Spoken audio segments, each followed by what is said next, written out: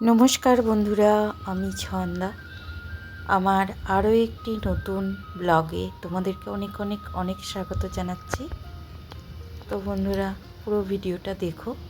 আশা করছি তোমাদের ভিডিওটা আজকে একটু হলেও ভালো লাগবে। আর ভালো লাগলে প্লিজ একটা লাইক করো, কমেন্ট করে জানিও কেমন লাগলো। আর যারা চ্যানেলটা এখনও সাবস্ক্রাইব করোনি, যদি ভালো লাগে, মনে হয় কোনো জোর করব না, তাহলে চ্যানেলটা সাবস্ক্রাইব করে আমার পাশে থেকো, আমার বন্ধু হয়ে। তো চলো শুরু করি আজকের ব্লগটা। তো প্রথমেই দেখতে পাচ্ছ একটু ছাদে এসেছি। সকালবেলা কি বলো তো, একটুখানি ছাদে এসে সময়টা কাটাতে ভালো লাগে। ছেলেরা স্কুলে যাওয়ার পর, মানে ছোটো ছেলে স্কুলে চলে গেছে, ব্রেকফাস্ট হয়ে গেছে, তো একটু ছাদে এলাম। আর তারপরে চলে এলাম, দেখো সকালবেলা তাড়াহুড়ো করে বিছানাটা গোছাই। আর যেদিন একেবারে ভালোভাবে গোছানো হয় না, সেদিন আরও একবার আসি ঘরে, ভালো করে গুছিয়ে নিই বিছানাটা। কারণ এখনও পর্যন্ত সবজি আনা হয়নি, তো সবজি আনলেই তারপরে সবজি কাটবো এবং রান্না বসাবো। আজকে বৃহস্পতিবার, এক্সট্রা কাজ থাকে ঠাকুর পুজো, কিন্তু আজকে পুজোটা আমি করব না, যার জন্য এদিকে রান্নাবান্নাগুলো আমি করব। তো শাশুড়ি মা আজকে পুজোটা করবে। তো যাই হোক, দেখো ব্রেকফাস্ট করা হয়েছিল, টেবিলটা আমি পরিষ্কার করিনি। তো ছড়িয়ে ছিটিয়ে যে সমস্ত জিনিসগুলো ছিল ব্রেকফাস্ট হওয়ার পর, সেগুলো ঠিকমতো জায়গায় রাখা, টেবিলটাকে পরিষ্কার করা, এগুলো প্রথমে করে নিই। তো যেহেতু এখনও সবজি এসে উপস্থিত হয়নি, তো ভাবলাম রান্নাঘরের যে স্ল্যাবটা আছে সেটাও একটু পরিষ্কার করে নিই। যেহেতু আমি এটা প্রতিদিনই করি, একবার সকালের দিকে করি আর একবার রান্না কমপ্লিট হয়ে গেলে করি।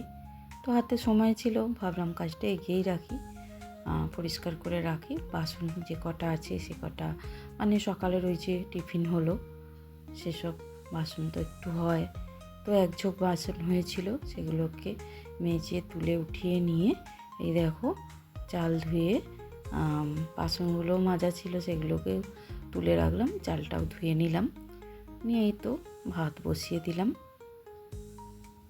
তো ভাতটা বসাবার পরই বড়মশাই সবজি নিয়ে চলে এসেছে।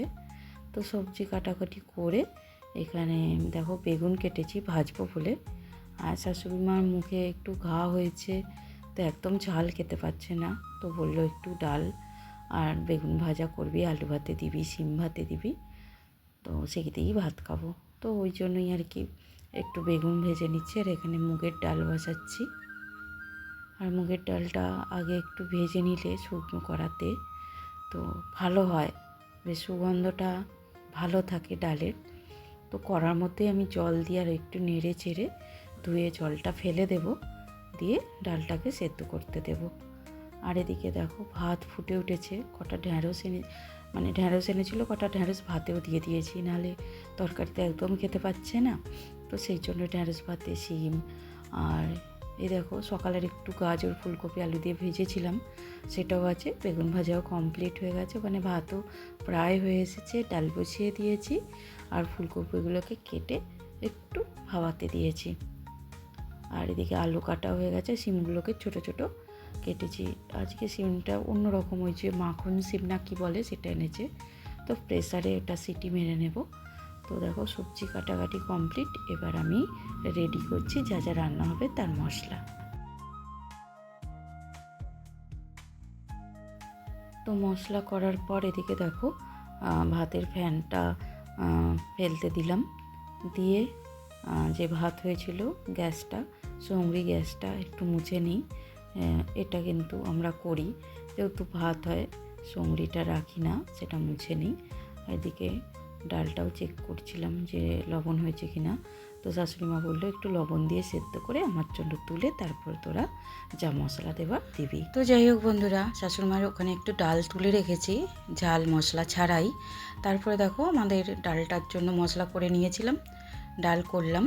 তো রান্না তো কমপ্লিট করে ফেলেছি, দেখতেই পাচ্ছ মাঝামাঝি হয়ে গেছে।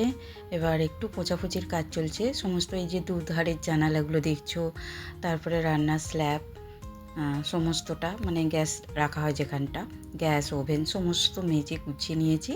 আর শাশুড়ি মাও যেহেতু বৃহস্পতিবার ঠাকুরের বাসন মেজে ফেলেছে, আর যেহেতু আজকে আমি ঠাকুরের কাজ কিছু করব না, তাই মাকে ওটা করতে হয়েছে।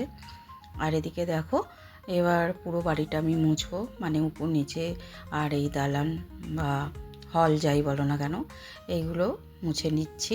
আর সকালবেলা হয়ে ওঠে না জানো তো, টিফিনের তাড়া থাকে, তো টিফিন থাকে, রান্না থাকে, সমস্তটা করেই মুছলে কী হয়, পরিষ্কারটা থাকে। তার জন্য আমি রান্না বান্না কমপ্লিট করেই মুছি। আর এখানে দেখো আমার শখ হয়েছে একটু গাছ বসাবার, ওই যে ছোলা আর মটর ভিজিয়ে রেখেছিলাম জানো তো। তো এই যে টাওয়ারটা দেখতে পাচ্ছ, ওই টাওয়ারটার মধ্যে করলা গাছ হয়েছিল, তো সেটাকে তুলে দিয়ে ওটার মধ্যে কিছুটা দিয়েছি। আর 3টে টব খালি ছিল, বড়মশাই তো সব গাছ বসিয়ে ফেলেছে।